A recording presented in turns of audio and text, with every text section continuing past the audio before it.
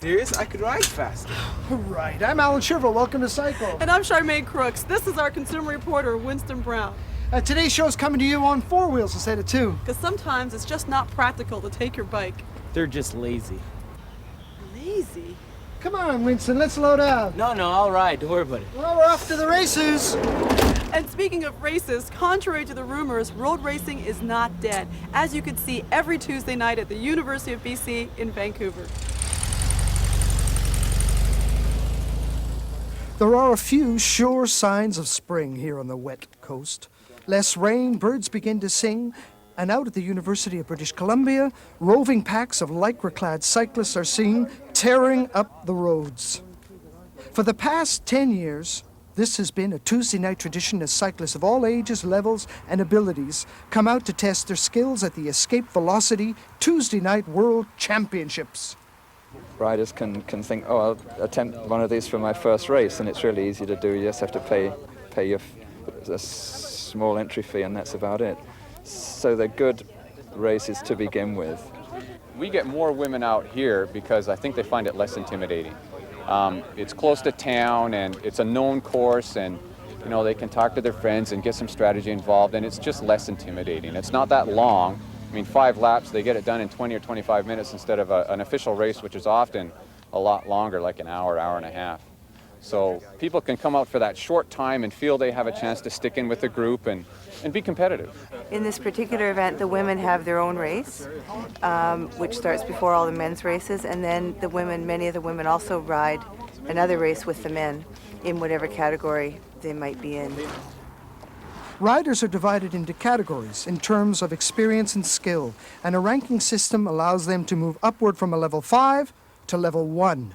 Pack is, the riders are all grouped together, and they're looking for weaknesses with the other riders where, optimally you can get away from the pack and solo on your own and win a race clear away without having to sprint.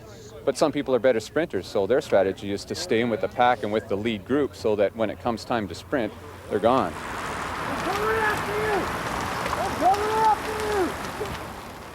Road racing is a fast, elite sport that is inherently dangerous. Of course, that's part of the thrill.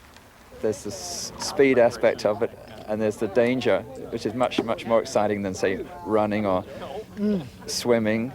And, if that's the kind of thing which appeals to you, it's a good way to do it. A bit less expensive than racing cars. Road racing is a sport that seems to attract fierce competition and can create an intense, intimidating atmosphere.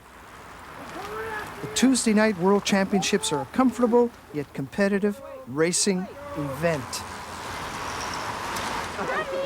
Yes. You could beat those guys. I could have beat them if I had one less lap to do.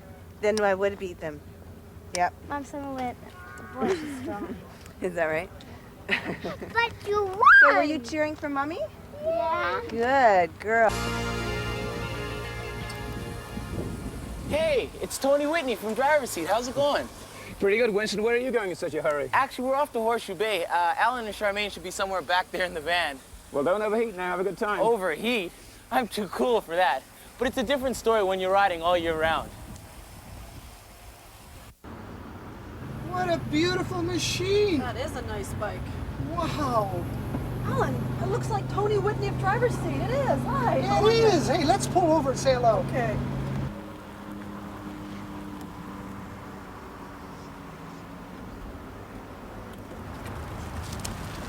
Hi, Tony. How are you doing there, Charmaine? Good to see you. Alan. Tony, what a surprise to see you on a bike instead of a car. Oh, about you guys driving a van here. The denizens of cycling in a van.